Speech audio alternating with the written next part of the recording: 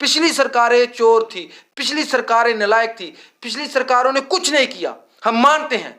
लेकिन जो सरकार बाद में आई उसने क्या किया, जो सरकार आज चल रही है उसने क्या किया। 90% काम हो गया है।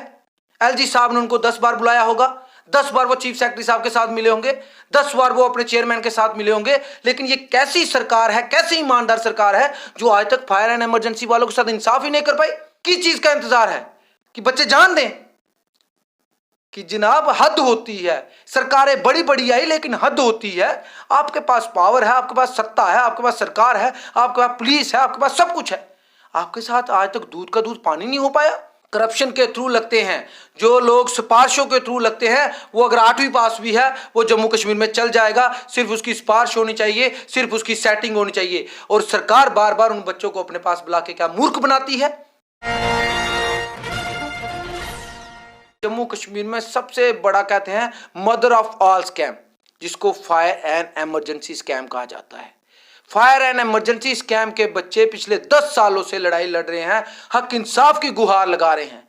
पिछली सरकारें चोर थी, पिछली सरकारें नालायक थी, पिछली सरकारों ने कुछ नहीं किया, हम मानते हैं। लेकिन जो सरकार बाद में आई उसने क्या किया, जो सरकार आज चल रही है उसने क्या किया। फायर एंड इमरजेंसी के बच्चे 3 साल से महाराजा हरि सिंह पार्क में, आप फायर एंड इमरजेंसी के बच्चे प्रेस कॉलोनी कश्मीर में कितने धरने प्रदर्शन हुए और जम्मू में जितने धरने प्रदर्शन हुए हम उनके साथ रहे। वो बच्चे रोते हैं, पीएचडी की है, ग्रेजुएशन की है, 80% नंबर है, 90% नंबर है। और वो सारे के सारे बच्चे नालायक हो गए, सारे के सारे बच्चे फेल हो गए, उनका नौकरियों में नाम नहीं आया। जो 8वीं पास है, जो कभी स्कूल की शक्ल नहीं देखी, ऐसे ऐसे बच्चे हैं जो सामने आए हैं जिनको आप सोच भी नहीं सकते ये कभी पक्के होंगे। मतलब पढ़ा लिखा इंटेलिजेंट जो हमारा यूथ है वो सड़कों पे है, वो कश्मीर प्रेस एनक्लेव में रो रहा है, महाराजा हरि सिंह के पार्क के बाहर आके रोता है, इंसाफ की गुहार लगाता है। और जो लोग करप्शन के थ्रू लगते हैं, जो लोग सिफारिशों के थ्रू लगते हैं, वो अगर 8वीं पास भी है वो जम्मू कश्मीर में चल जाएगा। सिर्फ उसकी सिफारिश होनी चाहिए, सिर्फ उसकी सेटिंग होनी चाहिए। और सरकार बार बार उन बच्चों को अपने पास बुला के क्या मूर्ख बनाती है। 90% काम हो गया है।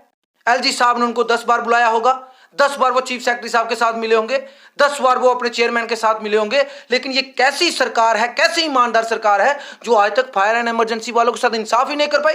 और रहे भारतीय जनता पार्टी के प्रधान है जो रविंद्र रैना ने 10 बार उनको आश्वासन दिया, क्या सुनवाई नहीं होती है रविंद्र रैना जी के आश्वासनों की।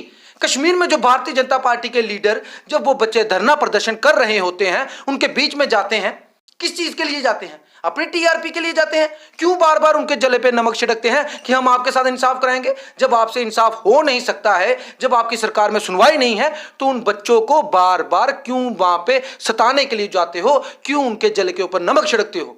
मैं आपसे यह कहना चाहता हूं चीफ सेक्रेटरी साहब, एलजी साहब और जो इसके चेयरमैन है कमेटी के, कि जनाब बहुत देर हो गई। अब तो बच्चे ये भी कहते हैं, कई बार फोनों पे बात करते हैं, अगर ऐसा कुछ नहीं होगा तो हम अपनी जान दे देंगे। आप चाहते क्या हो, चाहते क्या हो, किस चीज का इंतजार है कि बच्चे जान दें कि जनाब हद होती है। सरकारें बड़ी बड़ी आई लेकिन हद होती है। आपके पास पावर है, आपके पास सत्ता है, आपके पास सरकार है, आपके पास पुलिस है, आपके पास सब कुछ है। आपके साथ आज तक दूध का दूध पानी नहीं हो पाया। और किस तरीके से आप कहते हो हम निष्पक्ष हैं, किस तरीके से आप कहते हो हम ईमानदार हैं, किस तरीके से आप कहते हो जो हमने किया वो कोई कर नहीं सकता, किस तरीके से कहते हो पहले वाले नालायक थे, आप सही हो। अगर सही हो तो बच्चों के साथ फायर एंड इमरजेंसी वाले बच्चे आज वो इतने डिप्रेशन में हैं, वो तो इंटरव्यू में सरेआम कहते हैं कि अब हमारे साथ इंसाफ नहीं होगा, हम अपनी जान दे देंगे। इस बात का भी आपको गर्ज नहीं है। कृपया करके जल्द से जल्द उन बच्चों के साथ इंसाफ करिए, नहीं तो आने वाले दिनों में वो बच्चे फिर से सड़कों पे उतरेंगे और फिर से प्रोटेस्ट करेंगे, फिर से धरने प्रदर्शन करेंगे, जिससे आपकी सरकार और आपकी नीयत ही एक्सपोज होगी। ये हालत है जम्मू कश्मीर में युवाओं की। जय हिंद, जय भारत, जय जम्मू कश्मीर।